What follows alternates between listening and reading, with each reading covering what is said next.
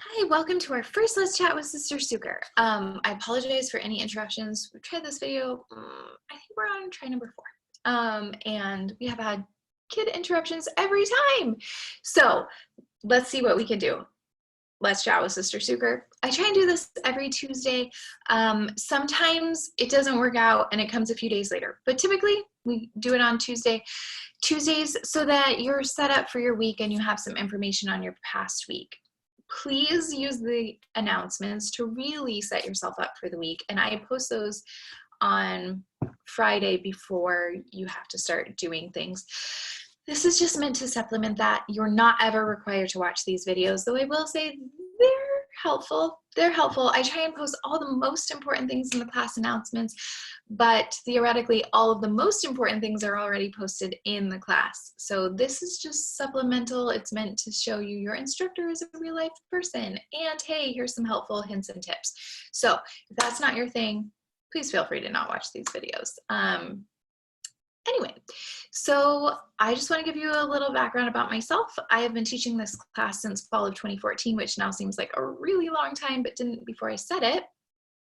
So I've seen every iteration of 391. I was a pilot instructor, so I saw our original rollout, and then every time the class has been revised. This class went through a major revision beginning fall 2019, so everything is new. It rolled out fall 2019.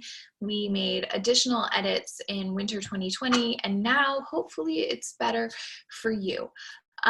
You are going to see occasionally there's something that there's an issue with that we'll need to fix. So if you come across something, just let me know and I will send it on up the chain and hopefully we can get that fixed. You will also notice that there is a little bit of a struggle. I'm sure you've seen it in other classes. There's a little bit of a struggle between what the course says and kind of how the instructor presents the class.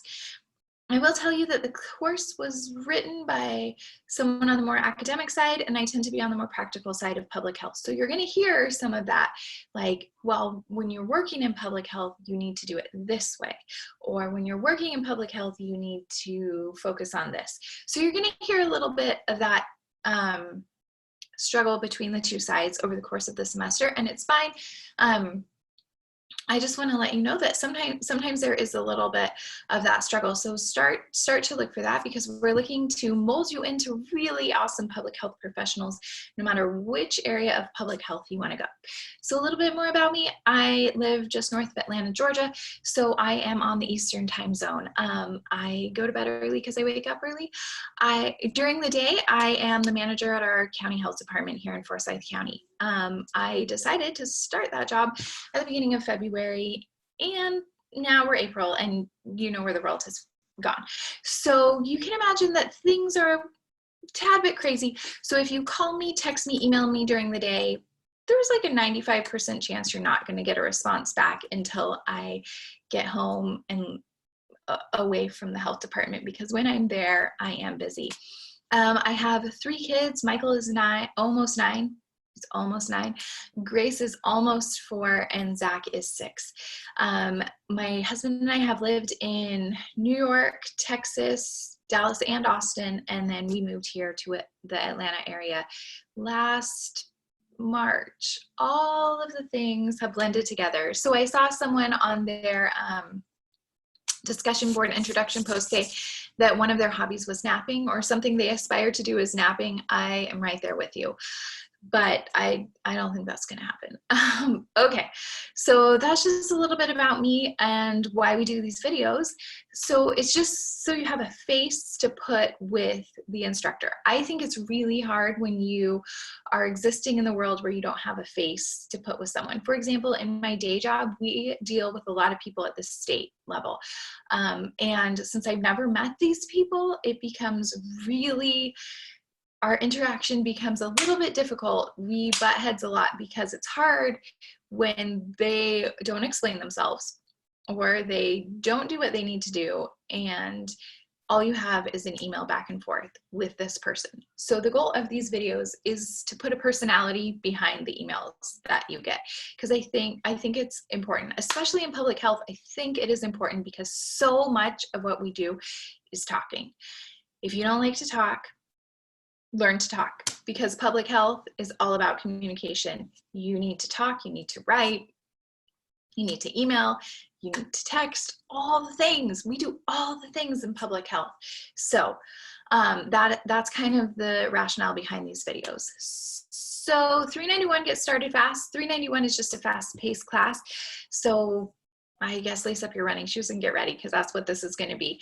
You have assignments due on Saturday. It is important that you complete those assignments on time.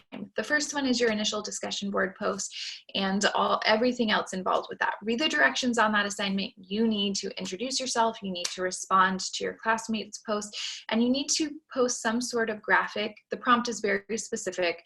Make sure that you follow all of the steps. One of the things you'll notice about this class is when there are rubrics included, those rubrics are very specific.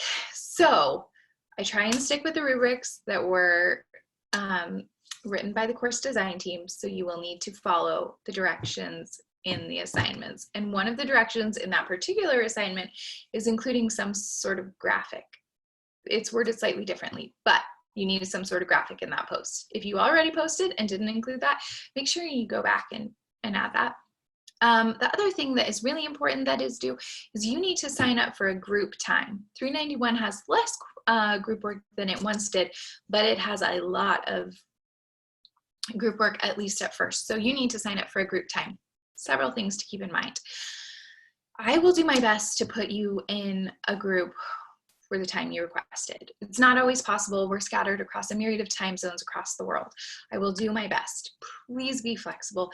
Please be flexible in the world of the coronavirus, because a lot of us have a more scheduling flexibility than we did 4 months ago. I don't personally have that, but some people do, because you're working from home or going to school entirely online. So be flexible.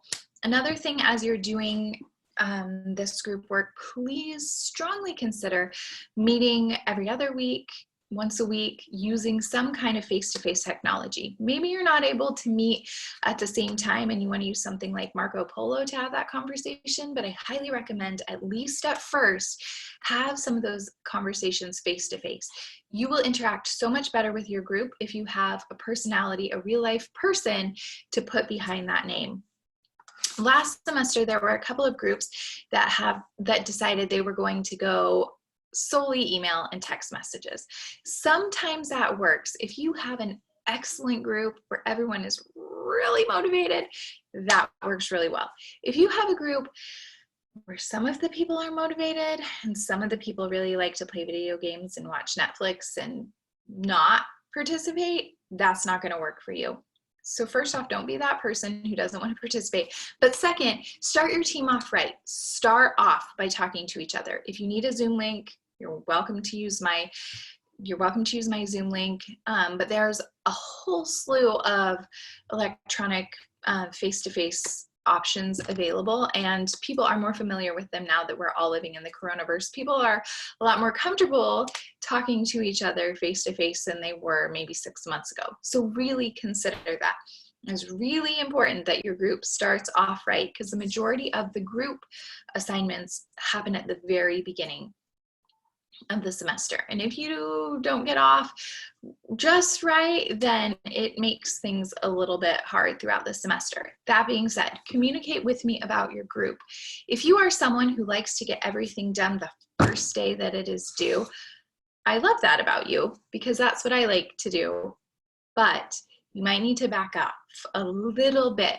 Well, I think if it was me, I would want to get all my assignments done by Monday and then have the rest of the week to review them and do all those things. There are some people that are okay with getting their assignments done on Thursday or Friday. And so as a group, you need to come up with a timeline. This timeline can't be instituted by one person, because if one person does it, you will have a very contentious group. So when you do get your group assignments, start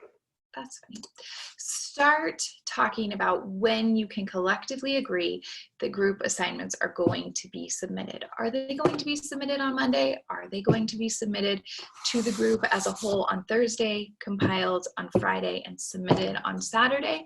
It's probably a more realistic timeline. So think about that. Think about how we need to have a little bit more flexibility and grace in the coronavirus, because people are having a hard time. People are struggling People do have all of their children home all of the time. So be patient, be kind with one another. Welcome to 391. It is going to be an exciting semester. And if you're not excited already, don't worry. I have enough excitement about this class for all of us. So have a great day. Wash your hands, wear a mask in public. Don't go out if you don't need to go out. Have a good week.